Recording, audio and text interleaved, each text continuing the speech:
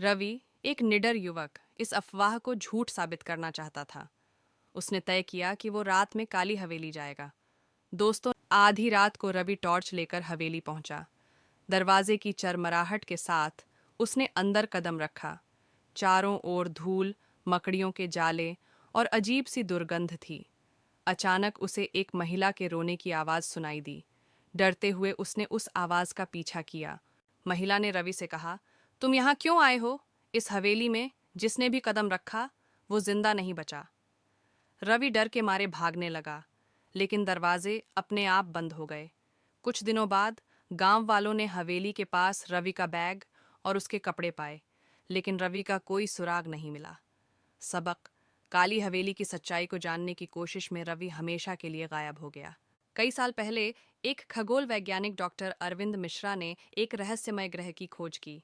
इस ग्रह को उन्होंने AK-55 नाम दिया। यह ग्रह पृथ्वी से करोड़ों किलोमीटर दूर था, लेकिन उसकी सबसे डरावनी बात यह थी कि वहां से आने वाली रेडियो तरंगें किसी की चीखों की तरह सुनाई देती थीं। मिश्रा की उत्सुकता ने उन्हें और उनकी टीम को उस ग्रह की ओर एक मिशन पर जाने के लिए प्रेरित किया। एक अंतरिक्ष यान तैयार किया गया और वे 5 वैज्ञानिक उस ग्रह की ओर रवाना हुए। AK-55 ग्रह पर उतरते ही उन्हें महसूस हुआ कि वहां का माहौल बेहद अजीब है।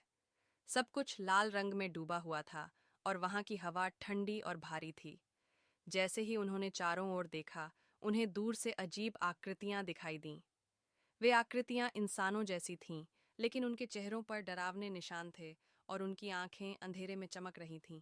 टीम के सदस्य नीरज ने कहा, यहाँ कोई न कोई जीव जरूर है, हमें सतर्क रहना होगा। लेकिन जैसे ही वे अपनी खोज में आगे बढ़े, एक जोरदार चीख उनके कानों में गूंज गई। ये वही चीख थी जो रेडियो तरंगों में सुनी गई थी। उन्हें पता चला कि यह ग्रह भूतों का निवास था।